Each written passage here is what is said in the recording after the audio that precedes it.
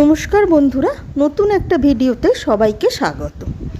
আজ শেয়ার করব ঢ্যাঁড়স মশলার রেসিপি। এইভাবে রান্না করলে ঢ্যাঁড়স গলে যাবে না আর খেতেও বেশ টেস্টি হবে। প্রথমে ঢ্যাঁড়সগুলোকে ভালো করে ধুয়ে নিয়ে গায়ের জলটাকে পুরোপুরি শুকিয়ে নিলাম। চাইলে একটা শুকনো কাপড় দিয়ে ভালো করে মুছেও নিতে পারো। তারপর ছোট ছোট করে টুকরো করে নিলাম। এবারে কড়াতে কিছুটা সর্ষের তেলকে প্রথমে ভালো করে গরম করে নিলাম। এবারে ফোড়নের জন্য দিলাম হাফ টিস্পুন মতন গোটা জিরে, তারপরে দিলাম 4-5টা রসুন কোয়া ছোট ছোট করে কুচিয়ে নিয়েছি।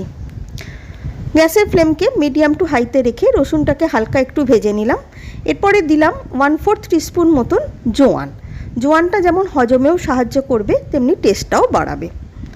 এরপরে এতে যোগ করলাম একটা ছোট সাইজের পেঁয়াজ কুচি। পেঁয়াজটাকে বেশ ছোট ছোট করে কুচিয়ে নিয়েছি। পেঁয়াজটাকেও হালকা একটু ভাজবো।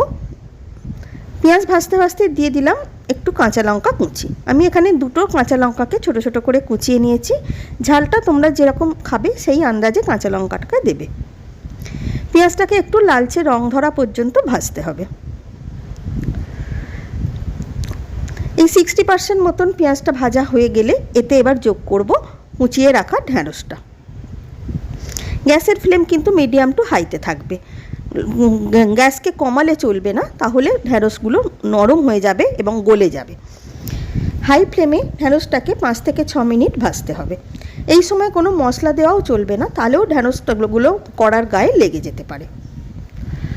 ঢ্যাঁড়সের গাটা বেশ ভাজতে ভাজতে শক্ত মতন হয়ে গেলে তারপরে একে একে মশলাগুলোকে যোগ করতে হবে। মাঝে মাঝে একটু খুন্তি দিয়ে নাড়াচাড়া করে দিতে হবে। এতে ঢ্যাঁড়সটা বেশ ভালো ভাজাও হয়ে যাবে এবং পেঁয়াজের সঙ্গে ভালো করে মিশেও যাবে। গ্যাসের ফ্লেম মিডিয়াম টু হাইতেই থাকবে। মাঝে মাঝে একটু নাড়াচাড়া করতে হবে।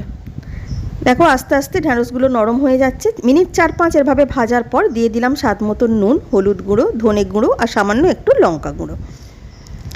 লঙ্কাটা তোমরা যদি ঝাল বেশি খাও তো একটু বেশি করেই দেবে। এইবারে সমস্ত মশলাকে আস্তে আস্তে মিশিয়ে দিতে হবে। কোনো রকম ঢাকা দেওয়া চলবে না, ঢাকা দিলে কিন্তু ঢ্যাঁড়স গলে যাবে। একদম শেষে দিয়ে দিলাম কুচিয়ে রাখা টমেটো। এখানে আমি টমেটোর বীজটাকে ফেলে গাটাকেই কুচিয়ে নিয়েছি। এই সময় গ্যাসের ফ্লেমটাকে একটু কমিয়ে দিয়ে ঢ্যাঁড়সটাকে আস্তে আস্তে করে একটু রান্না করে নিতে হবে। চাপা দিলে কিন্তু হবে না। মাঝে মাঝে একটু ওলটপালট করে দিতে হবে। এতে ঢ্যাঁড়সটাও নরম হয়ে যাবে এবং টমেটোটাও নরম হয়ে যাবে, যেহেতু নুন দেওয়া হয়ে গেছে। মিনিট 3 এরকম অবস্থায় লো ফ্লেমে রান্না করে নিলেই রেডি হয়ে যাবে ঢ্যাঁড়স মশলা। চাইলে তোমরা একটু ধনেপাতা কুচিও দিতে পারো, তাতে টেস্টটা আরও ভালো হবে। একদম শেষকালে গিয়ে ধনেপাতা কুচিটা মিশিয়ে দিতে পারো।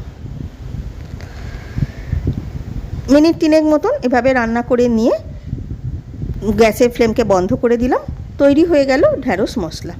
দেখতে পাচ্ছ টমেটোটাও বেশ নরম হয়ে গেছে এবং ঢ্যাঁড়সও ভালো রকম নরম হয়ে গেছে।